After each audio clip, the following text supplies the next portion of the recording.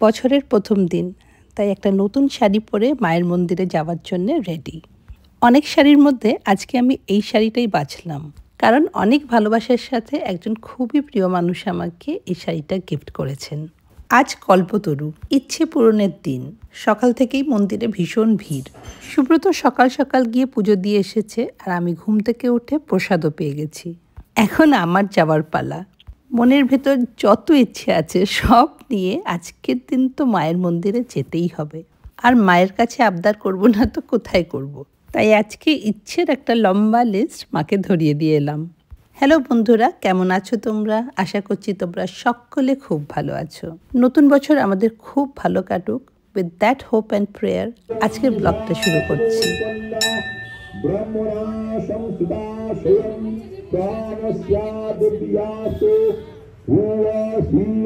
মন্দিরের বাইরে আজকে কত ভিড়, গাড়ি, রিক্সা, অটো, টোটো কিছুই বাদ নেই। তারপর বাড়ি ফিরে দেখলাম মিঠু অলরেডি চা বানিয়ে টেবিলের উপর 2 কাপ ঢাকা দিয়ে চলে গেছে। আজকে কিন্তু আমার আরেকটা প্রোগ্রাম আছে। সুব্রত আজকে ডিনার একাই করবে, কারণ আমার এক বন্ধুর বাড়ি ইনভিটেশন আছে। বেশিরভাগ সময় আমি চাটা নিয়ে টিভি রুমে চলে যাই। টিভি দেখতে দেখতে কিন্তু আমি চাটা ভীষণ এনজয় করি। তবে আজকে যেহেতু ডিনারের সময় থাকবো না, তাই চাটা সুব্রতর সঙ্গে বসেই খেলাম। টেবিলের উপর দেখলাম মিঠু রুটি বানিয়ে রেখেছে। হাতে গরম চা আর সামনে গরম রুটি। কি কষ্টে যে নিজেকে কন্ট্রোল করেছে কি বলবো। কিছুক্ষণের মধ্যেই বেরোবো, আর এখন রুটি খেলে আর কিছুই খেতে পারবো না। আজকে কোথায় যাচ্ছি বলো তো? রন্টির বাড়িতে। তোমরা যারা আমার পন্ডিচেরি ব্লগস দেখেছো ঠিক চিনতে পারবে। আমরা 4 বন্ধু, আমি, পূর্বা, শুক্লা, রন্টি, আমাদের ফার্স্ট গার্লস ট্রিপ করেছিলাম গোয়াতে। আর সেইবারই ঠিক করেছিলাম প্রতি বছর একটা করে ট্রিপ করব। We kept our promise. 2023-তে গেছিলাম গোয়া, 2024-এ গেলাম পন্ডিচেরি। আচ্ছা, বন্ধুদের সঙ্গে যখন প্ল্যানিং হয় তখন যে কোনো জামা কাপড় ইচ্ছে মতন পরে নিলাম সেটা কিন্তু হবে না। ইন্ডিয়ান পরবো না ওয়েস্টার্ন, শাড়ি পরবো না সালোয়ার, এইসব নিয়ে একবার কথা ঠিক হয়ে যায়। এই ব্লু গাউনটা আমি আমার জন্মদিনের সময় কিনেছিলাম, আর এইসব গাউন টাউন আর পরাই হয় না। জ্যাকেটটা অবশ্য সুব্রতর। নিজের হাজারো একটা জ্যাকেট থাকতেও সুব্রতরটাই পরতে হবে। আমার নিজের কমফোর্টেবল স্টাইলটা বলতে পারো বোহেমিয়ান স্টাইল। ছেলেদের জ্যাকেট, ওভারশার্ট, লুজ পাঞ্জাবি এইসব পরতে দারুণ লাগে। এনিওয়েজ, চলে এলাম হাইল্যান্ড পার্কে, রন্টির ফ্ল্যাটে। ফার্স্ট টাইম এলাম, কিন্তু ফ্ল্যাটে ঢুকেই I felt a positive energy. একটা ঘরের এনার্জি কিন্তু তুমি ওখানে পা রাখলেই বুঝতে পারবে। সাদা ওয়াল পেন্ট আর চারিদিকে শুধু সবুজ গাছ। And you all know how much I love plants. আর এই যে রন্টির 2 মেয়ে, সত্যি মেয়েরা ব্লেসিং। মায়েদের বেস্ট ফ্রেন্ড তো বটেই, সারা বাড়ি আলো করে রাখে। আর আজকের হেড শেফ ছিল রন্টির হাজব্যান্ড রাকেশ। গরম গরম স্টার্টার সার্ভ করার থেকে ডিনার লে করা অবধি পুরোটাই রাকেশ একাই করলো। রন্টি শুধু আমাদের সঙ্গে বসে আড্ডাই মারলো। তার অবশ্য একটা কারণ আছে। রন্টি কাল ভোরবেলায় বেরিয়ে যাবে Bilaspur. She works in Coal India as director finance. ছোট মেয়েকে নিয়েও কালকে চলে যাবে বিলাসপুর, বড় মেয়ে চলে যাবে ভুবনেশ্বর, আর রাকেশ মনে হয় কলকাতায় থাকবে। রাকেশ মার্কেটিংয়ে, তাই ওকে সারাক্ষণ ট্রাভেল করতে হয়। 4 জন চারদিকে ছিটিয়ে থাকলেও এই ফ্যামিলির বন্ডিংটা দেখার মতন। একটা কথা আছে না, behind every successful man there is a woman. কিন্তু উল্টোটাও অতটাই সত্যি। Behind every successful woman there is a confident man. রন্টির ছোট মেয়েটা কিন্তু ভীষণ কিউট। ও কিন্তু আমার ব্লগস দেখে, তাই শি ওয়াজ ভেরি কনসিয়াস ওর মা ওর সম্পর্কে কি বলছে। আন্টি আবার সেগুলোকে রেকর্ড করে যদি ইউটিউবে দিয়ে দেয়। আজকের বিকেলটা দারুণ কাটলো। একদিকে চলছিল খাওয়া দাওয়া, আরেক দিকে চলছিল আড্ডা। আজকাল বাড়িতে ডেকে লোকজনকে খাওয়ানোর কালচারটা আস্তে আস্তে উঠেই যাচ্ছে। এই হোমলি গেট টুগেদার্স থেকে অনেক বেশি এখন ক্লাব ক্যাফে কালচারটা প্রিডমিনেন্ট। শুধু গেট টুগেদার্স কেন, নববর্ষ, ভাইফোঁটা, জামাই ষষ্ঠী, এইসব দিনগুলোতে তুমি কোনো রেস্টুরেন্টেই জায়গা পাবে না। আর এই দেখো কি কাণ্ড করেছে। দেখে মনে হলো এত রাতে এইসব কিছু তো খেতেই পারবো না, কিন্তু আড্ডা মারতে মারতে সবকিছু কিন্তু খেয়েই ফেললাম।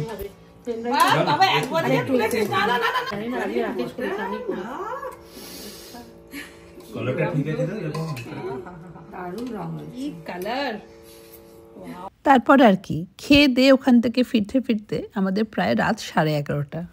সল্টলেকের একটা জিনিস খুব ভালো লাগে, শীতকালে অল্প করে হলেও প্রত্যেকটা বাড়িতেই কিছু না কিছু ফুল লাগায়।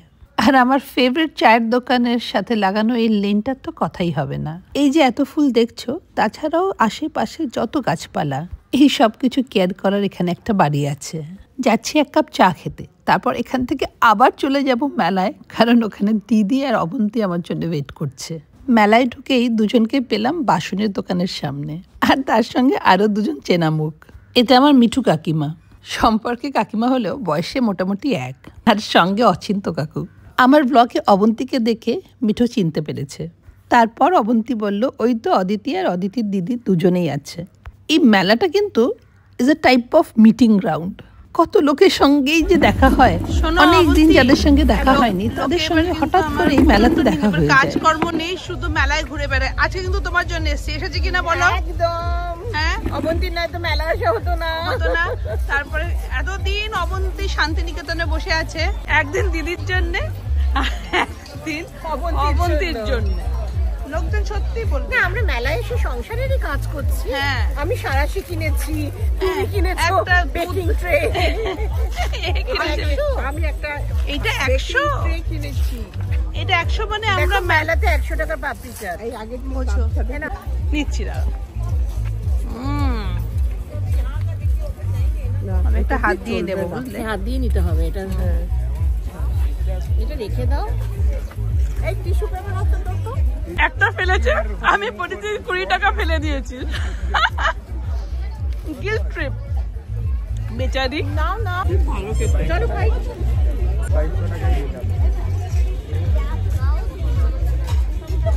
মেলায় কিন্তু আজকে অবন্তীকে অনেকেই চিনতে পেরেছে। বেশ কয়েকজন ওর কাছে গিয়ে জিজ্ঞেস করেছে, তুমি অবন্তী? আমার বেশ ভালো লাগছিল। আজকে 3 জন মিলে ঘুরে বেরিয়ে টুকটাক কিছু খেয়ে দিয়ে বাড়ি ফেরার প্ল্যান। তারপর ভাবলাম একবার বং কালেকশনে গিয়ে মুখটা দেখিয়ে যাই। অবন্তী দাঁড়িয়ে পড়লো একটা ক্রকারির দোকানের সামনে, আর আমারও মনে পড়লো আমার একটা পেপার ক্রাশার ভীষণ দরকার। এটা কি দাম? এটা পেপার ক্রাশার 350 টাকা পড়বে। আমাকে একটু খুলে দেখাও না, এটা জাস্ট এই স্ক্রুটা খুলবেন, হ্যাঁ, ও এখান থেকে রিফিল করবেন ওখানে পেপার আর আটকে এরকম ঘুরিয়ে 900 ml 435। হঠাৎ আমার আর অবন্তীর এক কমন ফ্রেন্ড লুনার সঙ্গে দেখা হলো। লুনা বলল, তো সব ভিডিওতে আমি লাইক দিই। আমিও জিজ্ঞেস করলাম, সাবস্ক্রাইব করেছিস? বললো, সাবস্ক্রাইব করতে কত টাকা লাগবে? আমি বললাম, টাকা আবার কি, ফ্রি তো? ও বললো, অনেক জায়গায় নাকি সাবস্ক্রাইব করতে গেলে টাকা দিতে লাগে। আবার আমাকে সাজেশনও দিচ্ছে, তুই টাকা নিতে পারিস তো। আমি বললাম, তুই ফ্রিতেই করছিস না, টাকা আবার কি রে? যাই হোক, 3 জনে মিলে এদিক ওদিক ঘুরে বেড়াচ্ছিলাম। একটা কাশ্মীরি দোকানের সামনে দিয়ে যেতে যেতে এবার কিন্তু আমি সত্যি ট্র্যাপে পড়ে গেলাম। সামনে এই কাশ্মীরি স্যুটটা ঝুলছিল, আমি জাস্ট চোখটা ফেরাতে পারছিলাম না। সত্যি বলছি, কিছু কেনার প্ল্যান আমার একেবারেই ছিল না। অদ্ভুত মিষ্টি কালারটা, সেরকমই ম্যাটেরিয়ালটা, আর সামনের ইয়োগটা ছিল একদম পিওর জারি। ভদ্রলোক বলল, আমি পুড়িয়ে দেখিয়ে দিচ্ছি এটা কতটা পিওর। আমি জামার উপরে পরেছি তাই, কিন্তু ফিটিংটা জাস্ট মাইন্ড ব্লোয়িং, ঠিক যেরকমটা আমি পছন্দ করি সেরকম। একটা ফুল কাশ্মীরি স্যুট, এর প্যান্টটাও খুবই সুন্দর ছিল, কিন্তু আমার দেখেই মনে হলো এটা আমার ফিট হবে না। But the man was so kind, ও কিন্তু আমাকে শুধু কুর্তিটাই বিক্রি করলো। হঠাৎ করে একটা জিনিস কিনে নিলাম ঠিকই, কিন্তু সত্যি বলতে আমি রিগ্রেট করছি না। কিছু কিছু জিনিস এমন হয় যেটা তুমি পছন্দ করলে অথচ ছেড়ে দিয়ে চলে গেলে সেটা তোমাকে হন্ট করে। ইস, কিনে নিলে ভালো হতো, আর তো পাবো না। তারপর যখন ফিরে আবার তুমি ওখানে যাবে, হয়তো ওই জিনিসটা পাবে না। এটা আমার সঙ্গে কতবার হয়েছে। তাই সুব্রত সবসময় আমাকে বলে রাখে যে যদি কিছু খুব পছন্দ হয় তুমি কিন্তু কিনে নিও, অবশ্যই সেটা তোমার বাজেটে হওয়া উচিত। তারপর মেলায় আসবো, ইউটিউব ফ্যামিলির সঙ্গে দেখা হবে না, সেটা কি হয়? Really glad to meet her. I saw her on her vlogs and really liked her. She's so sweet. না, ও ব্যাঙ্গালোরে থাকে। তুমি ব্যাঙ্গালোরে থাকো? হ্যাঁ, আমি ওর সাথে থাকি। ও আচ্ছা, এই দেখো এর মাঝখানে বলছে সেখানে মার্কেটিং চলছে, ম্যাম এক প্যাকেট দেবো কিনা। তা সেই আমি ওকে দেখাই, ব্যাঙ্গালোরে একা থাকি মেয়ের সঙ্গে, দেখাই যে দেখ এই গেলে কলকাতায় গেলে আমি রূপার দোকানে দেখতাম, আমি থাকি বাবুরাটি।